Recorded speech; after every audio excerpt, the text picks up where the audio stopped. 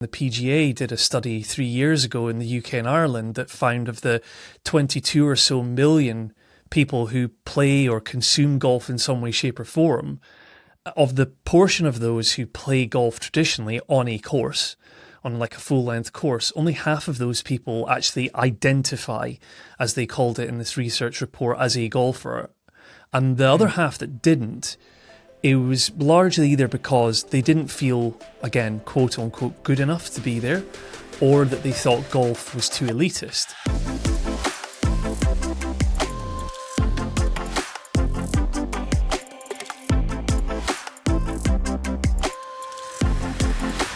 Hey friends, welcome back to another episode of Links for Life.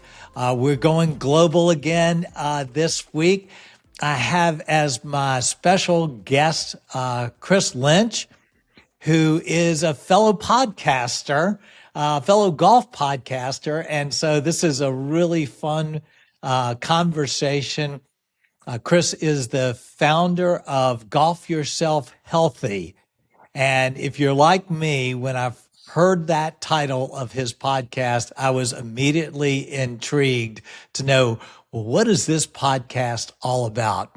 And so we're going to be able to talk about Golf Yourself Healthy, but probably more importantly about the story of Kris's journey that is behind and led to Golf Yourself Healthy. So I am really excited, and Kris and I got to know one another through this golf podcasting world, and he reached out and we had just a delightful conversation probably about a month ago, just getting to know one another with no kind of agenda attached with it. And so I thought I really would love to bring Kris to the Links for Life community and his story, which I think will be one that so many people will resonate about, really the deeper things in life and the places that golf has come to intersect with those deeper places in life. So Kris is from Wales now, been all around. I'll let him tell all about that. And welcome to Links for Life. I've really been looking forward to kind of this second, deeper dive into your story and your journey. Welcome. Thanks, Tommy. Thanks so much for the invitation. It's great to be here. Yeah. Well, people can tell you're from Wales from the accent over here, so we love that. So, I want to hear all about it. So I'm going to kind of just let you tell it your way. I'd love for you to just go back as far as you want in your story, and tell us what brought you to this place. Yeah, sure. Well, Tommy, so originally I'm born and bred actually in Scotland, in the northeast of Scotland, in Aberdeen, and I guess golf was born in Scotland. Ultimately, it's the home of the game, and that, if I'm honest, in some way, if I look back on my earliest relationship, my earliest memories of playing golf, was quite an overburdening thing for me somehow. I just, because of it was my recollection of playing golf. Probably I first swung a club maybe, I'm 39 now, I'm turning 40 in only a few weeks' time. So I'm sort of relishing that and sort of freaking out about that in equal measure. But, I think maybe the first time I swung a club was in my teens or something like that. Maybe I was 13 or 14 years old. And my memory was that all of my friends, my dad, anyone that I played it with was just better than me. And I didn't, I didn't feel comfortable in my own skin in golf. I found it a deeply frustrating and difficult game, one that I just could never envision myself embracing in any meaningful or lasting or sustainable way. And to the extent that I probably, if I remember rightly, swore blind that I would never take up this stupid game. It's just too difficult. But I always knew you were a smart guy. Well, yeah, do you know, somehow, it's got the better of me eventually, not the being smart. I think that golf has got the better of me in many ways, but um, so obviously I mentioned that my roots are in Scotland, but in just about 12 years ago, I moved to London with my now wife. She was my girlfriend at the time. She is Welsh, so that's how we have now ended up. We've kind of gone sort of, I don't know, full circle, however you want to describe it. We met in Scotland. We moved to London, England together. We spent 6 or 7 years there in what was a wonderful education, sort of living in a sort of a global hub of a city, in terms of the culture and the career opportunities that went with that. So as it goes, I've just sunsetted a 11-year career in banking and finance to go full time on Golf Yourself Healthy and Golf Yourself Happy, which is the latest iteration and evolution of this platform, which I'll tell you about in this conversation. But we moved here to Wales, where I'm sat recording this with you now, about 5 years ago. So in the COVID years, we figured that it kind of accelerated a process of moving closer to family that had been an anticipated thing that we would do at some way down the line. But I think the pandemic and living in a tiny one-bed apartment in London and having to work from home was kind of sending us a bit crazy. So we thought, we need to let's get out of Dodge and sort of go and so it was a kind of a toss-up, for want of a better expression, at the time around, do we go back to Scotland where my roots are, and where my wife also, she studied her degree up there, so we had a connection there, obviously, but then also Wales was appealing too, and we chose Wales, and we've set up here. We've got family, our immediate family, my daughter, who's 18 months old now, and another on the way. Yeah, thank you. Yeah. So yeah, we have a great life here. We live in a, if you compare where we are now with London, it's night and day in comparison. This is a very, very rural here. Whereas it's compared with the cut and thrust and the fast pace of London. And so we really enjoy it. So yeah, if you'd like me to, I'm happy to sort of go straight into telling you about sort of the origin story really behind Golf Yourself Healthy, the who, the why, and the where it started and where it's gone, or how it's been going.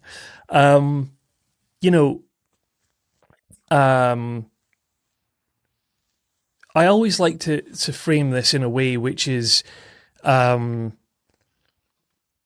I mentioned a short time ago, I had a difficult early relationship with golf, but then when I actually moved to London, I was finding that I discovered a way of experiencing golf that was one that I felt more comfortable with, and one that I felt at home in. And so for instance, I was working in the city, and a few co-workers at the time invited me out to play, and what I found was, as compared with what my experience had been like growing up in Scotland, there was a more casual version of golf available. And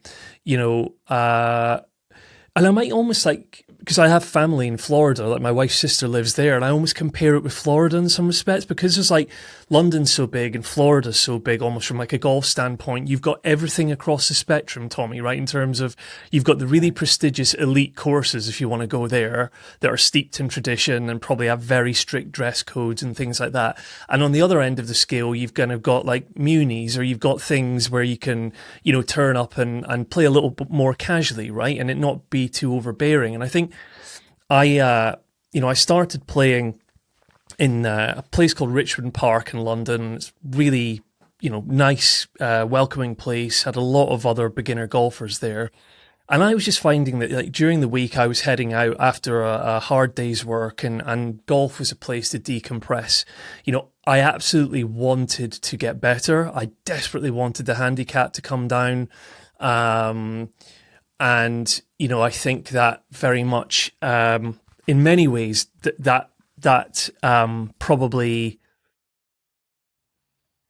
try and find the word, that for quite a long time actually meant that there was still a fractious relationship with golf, but at the same time I discovered this version of it, which was it's helping with my mental health. It's what helping with my ability to be present, to just to like I say, decompress and calm down. And that's when I really, really fell in love with golf. And it was around that sort of time where, I was in this, high pressure, high octane banking environment. And I was eventually, this is probably around, I don't know, maybe when the pandemic hit, things started to a little bit, I think all of us got perspective on life in many ways in the pandemic. But eventually I was starting to feel like I was going through the motions and with this job. And I think, part of me's always wanted to pursue a career in sport, but particularly golf. Yeah. And there was never really any... Just to set the scene here, Tommy, I'm the sort of person who I almost need, for want of a better expression, lightning rod moments. I need like big life things to happen in my life before I actually take action on something that I've otherwise been mulling over for a long time. And so if I skip forward a bit here, soon after my wife and I got married in 2022, the summer of 2022, we started trying for a family, and my wife became pregnant with my son Innes. And there was a lot of elation, which very quickly turned to trauma and tragedy because, at the age of 23 weeks, he passed in the womb, and he was stillborn on the 18th of February, 2023. And, it's since he had 3 major heart defects, and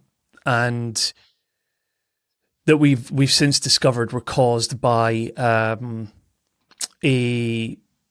what's called de Jour syndrome. So it's basically the absence of a particular chromosome, and it's incredibly rare. And put it this way, we were in the hospital, and my wife gave birth to him. We chose to, though knowing he had passed away in the womb, and we chose to spend time with him. My wife went into labor, gave birth to him, and he was blessed. We had sort of a resident chaplain or priest come in and bless him, and spent probably 40 hours with him, close to that anyway. Oh, wow. Oh. And, some people listening to this may think, well, with what I'm about to share, it might sound somehow strange, but equally plenty of others might relate or really find this understandable. But in the moment of him being born, and despite all of the... I can't quite find the words, but obviously the intense and profound sadness, yeah. There was what I have come to describe as a surge of inspiration and positivity within me, which was, I knew instantly that Innes, as we called him, his life wouldn't be in vain. That though he had not been able to live a full life, that I would always speak his name and live a full life on his part. And thanks to his inspiration, his legacy, it inspired me to form Golf Yourself Healthy, which was So what I'm trying to say to you is, I thought, okay, look, we get one chance at this life. If I know that and I also knew as soon as we left that hospital that one of the first places I needed to get myself to was a golf course, because I knew that the kind of restorative, transformative powers that golf had for me. Um, and so I kind of felt like I need to golf myself through grief right now. And so I founded Golf Yourself Healthy in his honor. Although the logo you see my T-shirt right now is an iteration of that, and that is for Golf Yourself Happy. That I'll tell you about. The logo of Golf Yourself Healthy has what is meant to look like intertwined golf tees underneath it, but actually that is a chromosome. That's like a DNA strand that is meant to signify his missing chromosome that caused for his broken heart. Literally. And so that I like to think is him, showing up in the world and being an inspiration to me. And actually, I want to show you something here, Tommy. I've got this ball marker here, right? So Innis in Scottish Gaelic, our sort of native language in Scotland, although admittedly I don't speak it, and actually it's almost a completely dead language in Scotland now. Very sadly, it's almost died out completely. Innis means one choice. Now there's an anglicised and English spelling of it, which is Innes, but the Scottish Gaelic version is basically what I have here is, I don't know if you can see that, but Yes. So it's the two spellings of his name kind of they perfectly interlock. Yes. To look like the cross. And yes. And I was speaking beautiful. And I was speaking to the pastor or the priest, I suppose, however you refer to it in the US, in my local church, and I see that as, it's a way of remembering Innis in my way, but it's it's a window to Christ as well. Yes. So anyway, look, I'll pause there for a moment. Yeah, welcome any thought. Yeah, I appreciate so much about your story, and it's heart-wrenching. I mean, to choose to spend that time, which was so painful, and to choose to enter into that place, it's a courageous choice, horrible choice, and yet one that I can only imagine you would never trade for the world, in terms of being within us. And, part of our connection, I think going all the way back to the beginning of our connection, was the commonplace of us losing our daughter at age 26 after a long battle with cancer. And there are so many similar places to where that most difficult place that we've ever experienced in life was one of the most defining and clarifying spaces in all of life. And for me, that was a turning point also, where I said I wanted to make the most of life and began to pivot into podcasting and writing, and had really just even this morning before we talked, the glorious experience of talking with a group of people in Niger, Africa, where we have participated in building schools in my daughter Parin's name that are called the Parin schools, that now 7-8 years after we kind of began this, are educating about 2,000 Nigerian students to life and health and literacy, just, in a beautiful way. And how something beautiful can come from the hardest. So I'll shut up in just a minute, but I have to tell this. On my other podcast just recently, I had a wonderful guest, Catherine Wolfe, who wrote an amazing book, Treasures in the Darkness, and she is a survivor of horrific brainstem stroke, and has survived, although she is still very affected by that stroke. But she has taken that most difficult experience and pivoted, as you're talking about, into podcasting and writing and speaking. And her podcast is called The Good Hard Story. And when I think of what you're describing and of what we've experienced, it's this place that maybe people don't think about, where the good and the hard, the best and the worst can exist together, and so anyway, I really appreciate your story and hearing just, gosh, that beautiful convergence of that incredibly hard place with this new life-giving place that you're entering into. And yeah, thank you for sharing all that. Yeah, well, thank you for inviting me to share it, Tommy, because I will say this, it's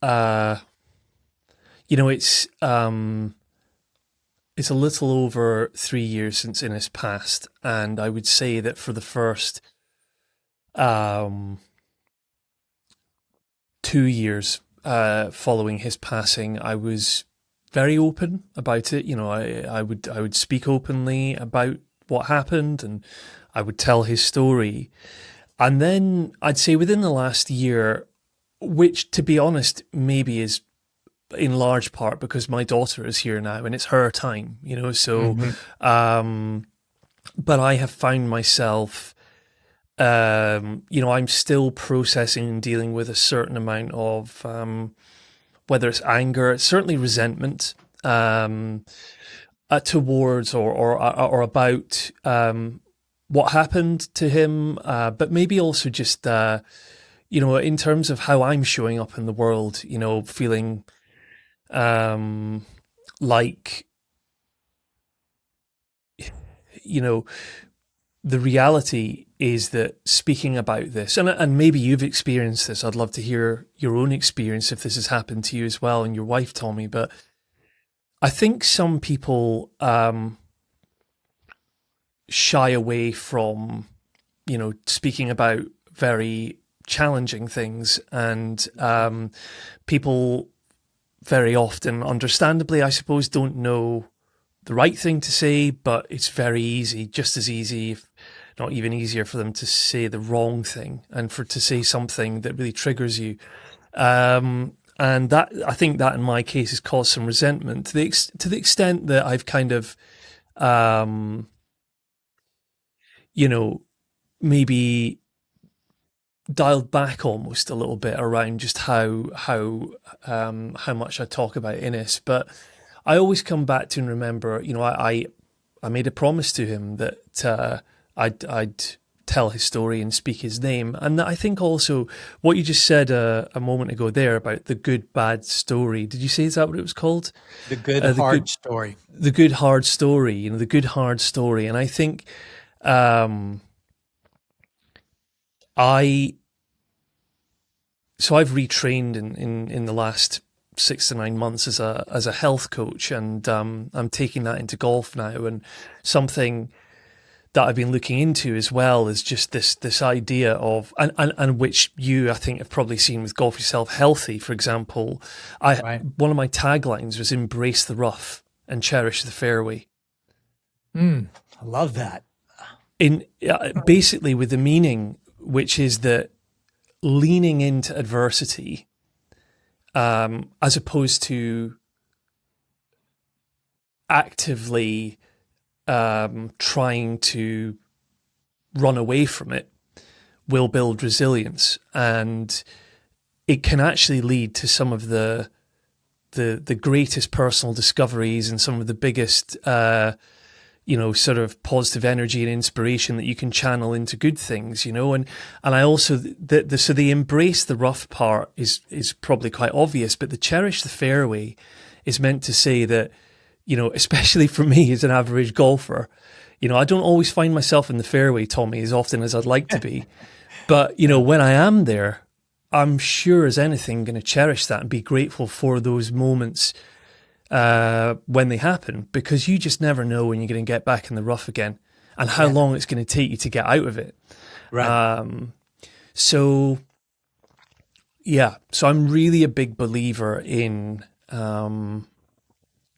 drilling down, digging deep, and really understanding ourselves better and be willing to do the work, right? Well, and it's exactly what, to me, Links for Life, what all of this is about. I've had the privilege of talking to some of the world's and history's best golfers, people who've played in the Masters and done all that. And that's incredible.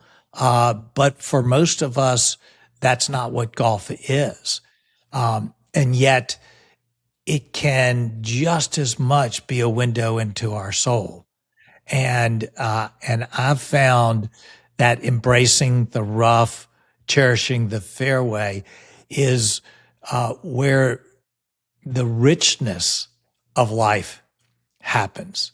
And yes, it would be easier many times to hold the hard, the painful at bay and to not talk about and to not enter into those places. But to me, those are the choices that are choices of life, and they're choices of depth and richness. And we can't experience the richness of joy without a willingness to enter into the richness of the pain. And that's the embracing the rough, cherishing the fairway. And to me, that's part of the beauty of golf, is how it at least offers the invitation to that type of growth that I think that you're talking about. So I love that. It's a great tagline. Absolutely. And I think that the question here for all of us is whether or not we're willing to accept that invitation. Yeah. Because it's an invitation to, it's really an invitation to things that would rather not be invited into. I mean, you talk about, the resentment and some of the anger. Those are not pleasant places to enter into. And yet those are the places where healing happens. And that's what, Catherine Wolfe was so beautiful at saying, is that it's that choice to enter into the good, hard story and to realize that they can coexist. And that's where growth in life happens.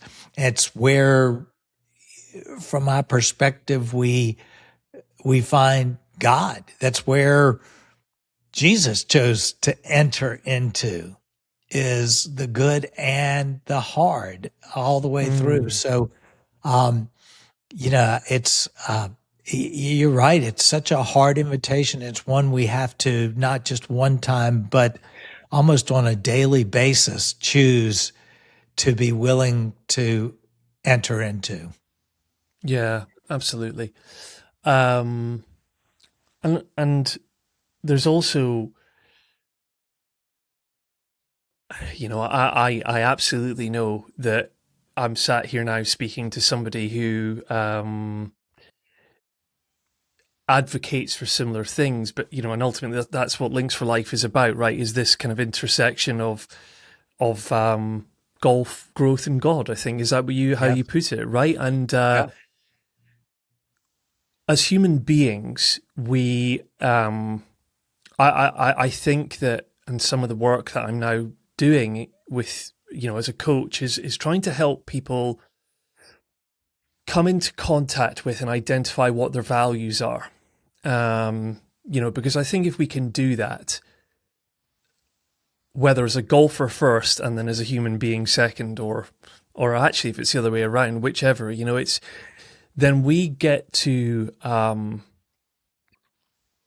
that is where we can live a truly fulfilled and wholesome and happy life, I believe. An integrated life, and I say that because the word integrated kind of means a one life. And, I think that so often people who do not distinctly identify what is important to them and what their values are live, in a sense, disintegrated lives. That is, lives that are divided, and where, you may be, as you say, playing golf for the way it helps you and calms you and makes you more healthy, and yet apart from that clarity, you can play a whole round of golf and be furious the whole time because you're not playing as well as you would like to play. But by naming those values, you can lean in and focus, hopefully like a laser, to that. Yeah, absolutely. I'm not sure if you've heard this expression, but it's one I came to hear recently, which I love. Which is that in our pain we find our values, but in our values we find our pain. And I think in my pain, which in this case was losing Innes, it helped me come into true contact with my life's purpose, and what I truly value. Losing him helped me come back to God, but then now in living in my life post Innes, let's say, and although I have got a much better sense of who I am and what my values are today, I'm still finding it, I'm finding it difficult still, sort of living out those values. Whether that's because I'm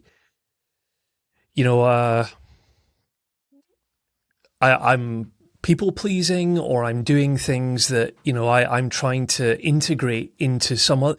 It's also this idea that I spoke about with my therapist the other week, which was a life. A design for your life that is one of an acquired design for your life or an intentional design for your life. And going back to a point you made a moment ago there, I think oftentimes I suspect that, I can't remember exactly how you put it, but if people aren't entirely sure of what they stand for or who they are, and then they almost gravitate towards something else fills in that blank. But then, if we are intentional about how we live our lives and really always striving to be the true, authentic version of ourselves, then yes, you might encounter some road bumps along the way, but in my experience, it's the better way to live anyway. Yeah, I think the reality that you're describing, I've certainly experienced, is, those aha moments where you gain clarity as to what's important and what you value. And at the moment of that clarity and understanding, you think, in a sense, everything's going to change because now you get it. And yet the reality is that it's a long journey into those places that perhaps you understand but can't yet make a reality. And so we kind of kick ourselves in some ways of going, I know better than this. But, just like in golf, knowing how to swing and repeating it on a regular basis are two vastly different experiences. And that same thing is just true that, making that which we know to be true a reality in our life is a lifetime journey. And that's something, whether we fight it or not, it's that's the way life goes. Well, let me, I'll give you maybe a couple of practical examples, say, in how this kind of stuff is playing out in my both in my life, my work, and in my game of golf as well, right? So, I mean, I think firstly, beginning of this year, January this year, I took redundancy from the bank that I worked for 11 years, and I'm now trying to make a living out of this, Tommy, make a business out of it beyond just podcasting, right? So I have this coaching and community platform that I'm trying to grow now. But, my point around a sort of a life design that's been acquired or almost imposed upon you by other things or other people, around the time last year when I was notified that my role would be made redundant, I had parents, close family members in particular, saying stuff to me like, encouraging me to try and find any way to stay there, to get another job internally, or to, stay at something that ultimately wasn't filling my cup anymore, because they were sort of radiating their own insecurities onto me. They're thinking like, oh, but the pension there is so good and everything, it's like they're wanting me to, they want something from me. But in actual fact, now I have chosen to go this path, to take that redundancy and use this as the opportunity to do work that I want to be doing. However, to this point around, I'm acting out my values, but I'm in a bit of pain right now, Tommy, because I've got no stable income. I've got, I'm trying to grow a coaching base and all these things that come with growing a business, right? It's which yourself, I'm sure, from having run businesses over the years, right? So it's enthralling, and it's to think like I get to be my own boss, yada yada yada. But on the other hand, there's equally still plenty of pain points as well. But then, where golf goes, I think again, I've really, really tapped into in more recent years this idea of playing the version of golf that I want to play. The beautiful thing about the handicap system now, for example, is I can, if I want to, I can get my handicap down in competition play or general play. I don't have to subject myself to the intense pressure of playing in Sunday medals or club championships or whatever to, prove to myself that I can play to a certain standard. I can take the pressure off, and I can play with friends, and I can put cards in if I want to, and get the handicap down that way. However, there are people in golf culture that will tell you, and I've had it said to my face before, like at a previous club I was a member at, oh, we never see you around here. Like if you're going to be a proper golfer, a quote unquote proper golfer, okay, Right. we need to see your face on a Sunday morning. And playing with other members and playing competitions and things. And there's always these, either insidious or really overt things that are coming our way, whether it's in golf or in life, which are saying, are you sure you want to live your life that way? Are you sure you want to play golf that way? Because, that's that doesn't pass the bar in other people's view of the world or their expectations of things or of us, So these are some of the challenges that I feel like I'm running into. And they're not, don't know if you can, it's not nice and neat. Those voices, there's, elements of wisdom, and we, listen, but, the choice to live healthy, you know, is is very personal and unique. And one of the things I love, just as I imagine, the platform you're creating with Golf Yourself Healthy, and now moving to Golf Yourself Happy, is it's an acknowledgement that golf and life can be played, lived in many different ways, many different iterations. And yes, there are more unhealthy ways that we might choose to do it, and they are truly unhealthy, but it's still a choice, of how we want to play golf and how, we want to live. And it seems like what you're doing is you're encouraging people to embrace those choices towards healthiness. Absolutely. And so having, you alluded to earlier how, founding Golf Yourself Healthy, I founded that on the 18th of February 2024, which is exactly a year following Innes's, that was his birth date, actually, the day he physically came into this world. And, the idea for it came that day he was born, and then I was kind of incubating that idea and then growing up to then launch the podcast as you know it, and my writing. Right. So the very first episode and journal article I wrote were both aligned, so it was in memoriam Innes Scally Lynch, the golfer who never was. And to this day, Tommy, like that episode, sitting down and recording it and writing about all of that was one of the most uplifting and cathartic experiences of my life. And like you, I absolutely love writing. There's something so wholesome about that. But, I then pursued Golf Yourself Healthy on the side of my corporate job for a couple of years.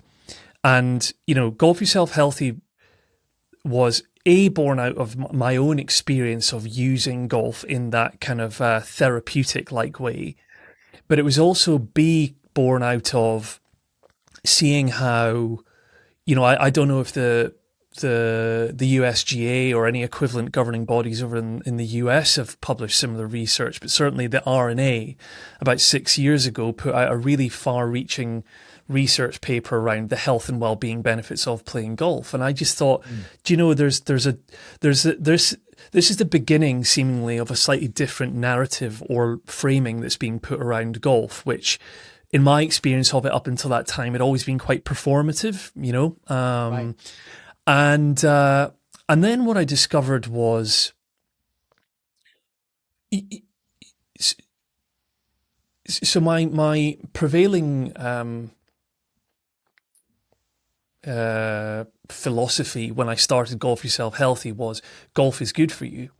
But I discovered after a couple of years there was a but to that. Golf is good for you, but. And so then I looked at some other research, and the PGA did a study 3 years ago in the UK and Ireland that found of the 22 or so million people who play or consume golf in some way, shape or form, of the portion of those who play golf traditionally on a course, on like a full-length course, only half of those people actually identify, as they called it in this research report, as a golfer. And the other half that didn't, it was largely either because they didn't feel, again, quote unquote, good enough to be there, or that they thought golf was too elitist.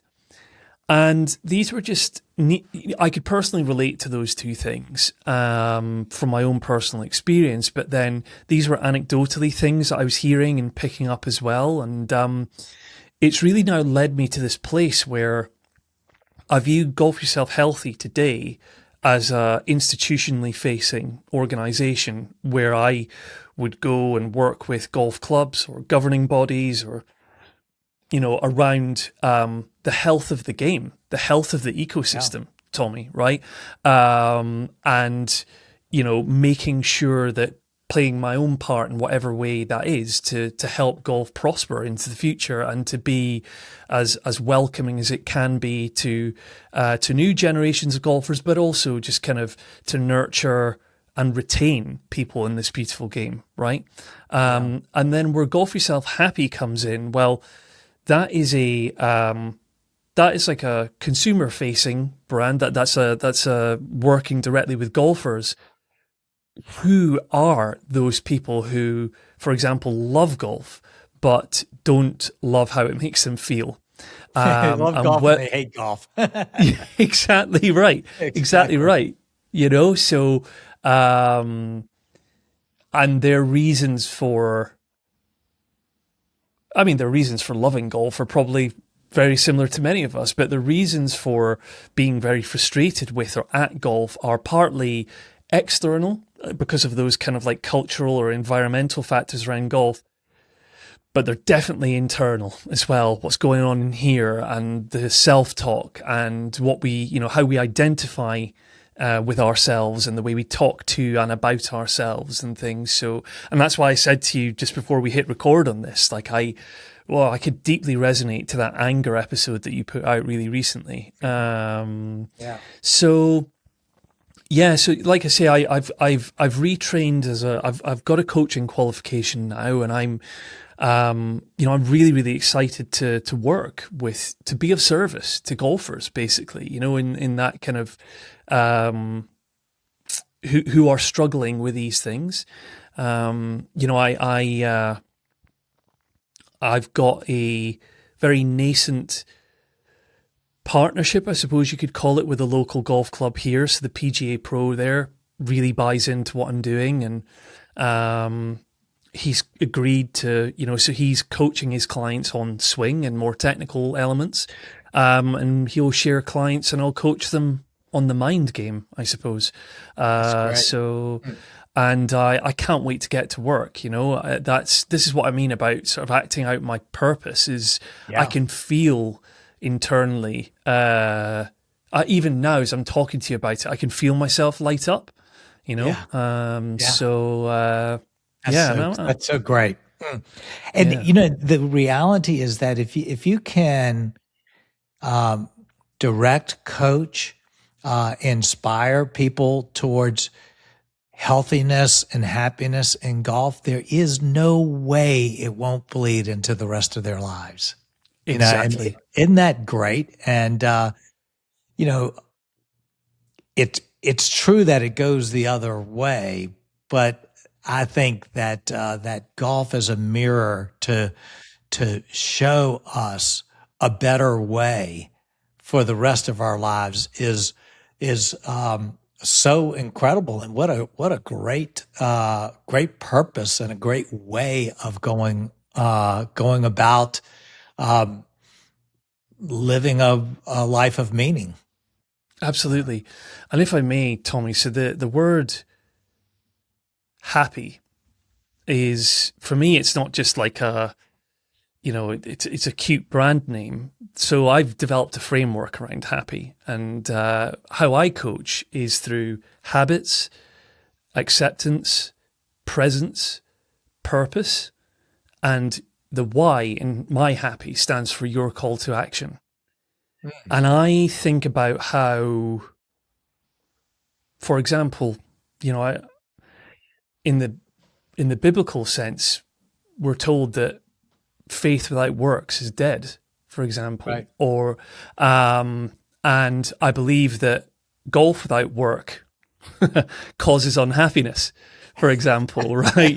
So I wouldn't say golf without works is dead, because maybe that'd be extremely demotivating to any prospective clients of mine. But no, I think where I'm going with this is it goes back to what you said to me maybe 5-10 minutes ago, which is golf extends this invitation to us. And are we willing to accept that invitation? Because the invitation is to say, there is a way forward here if you're willing to do the work.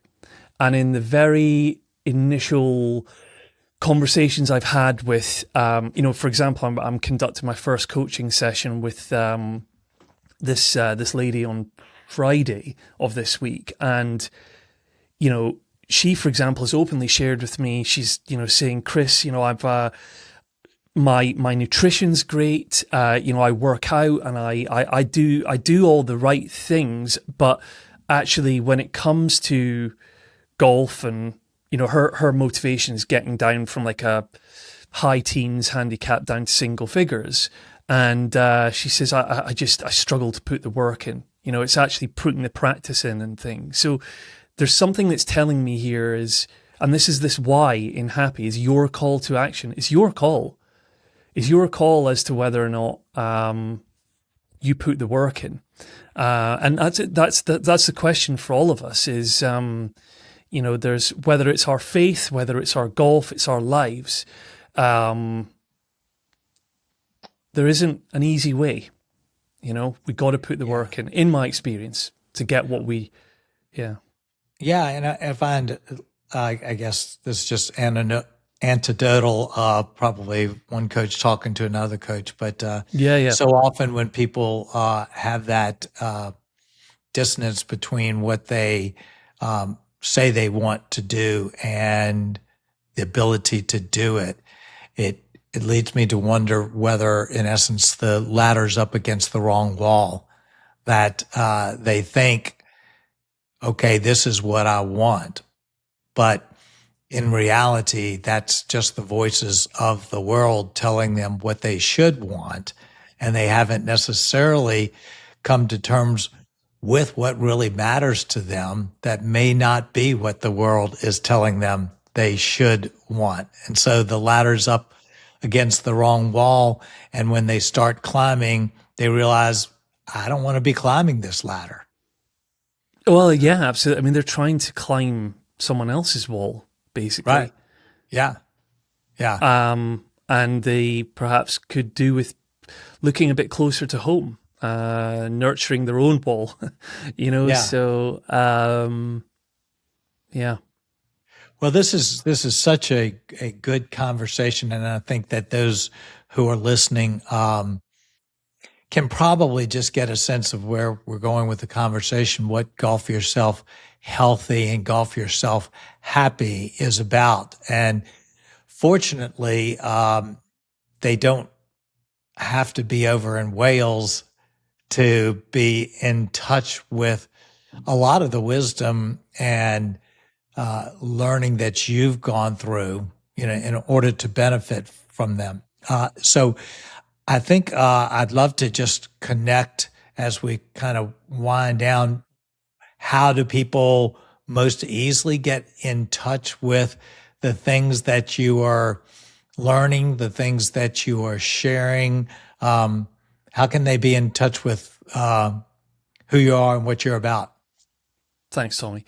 I think the best and most obvious place to reach me is, so if you visit my website, golfyourselfhealthy.com, okay, then that has, access to me in terms of my email address is listed there.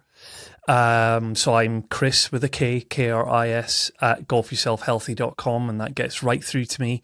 I very much manage and monitor my own inbox. So, and I sincerely would be delighted to receive any form of communication from people that have heard this conversation with us, Tommy, because with no agenda, like you said earlier, no agenda. I'm just all about making good connections and having really good conversations with people and understand what motivates them in golf and life. So yeah, that would be the best way.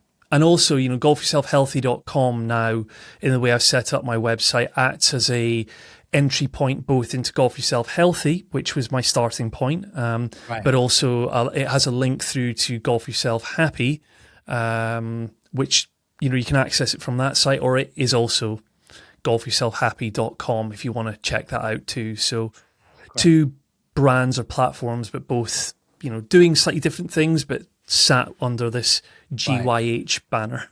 Sure. And I would assume that Golf Yourself Healthy podcast is available on Apple, Spotify, all the platforms.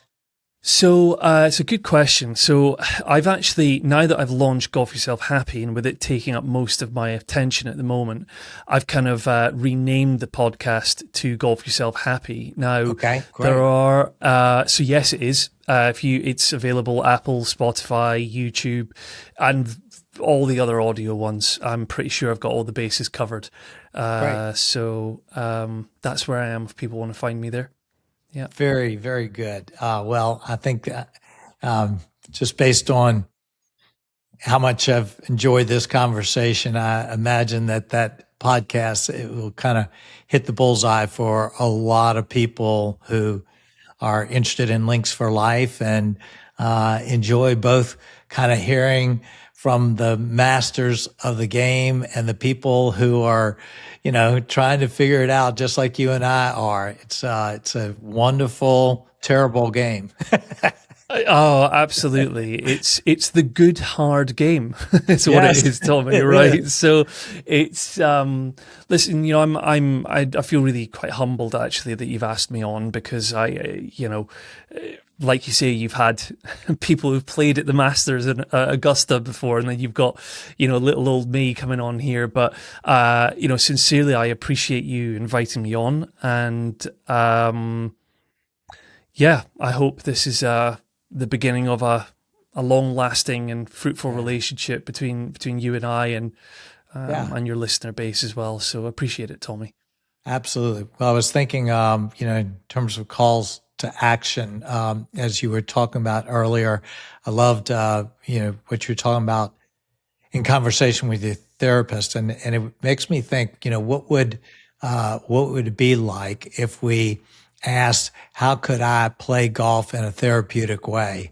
That would reframe the way I go to the golf course tomorrow. I'm supposed to play just a casual round, and it would be interesting to kind of ask that question: how could I use golf in a therapeutic way in my life? That'd be an interesting question to ask. So, Kris, thank you. This has been just a delightful conversation. I knew it would be.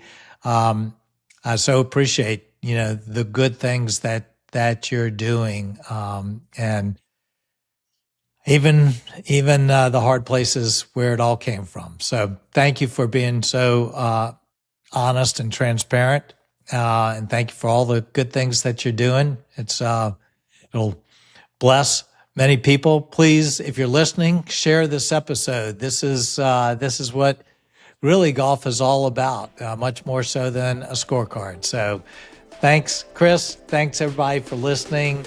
Look forward to being back with you. Thank you.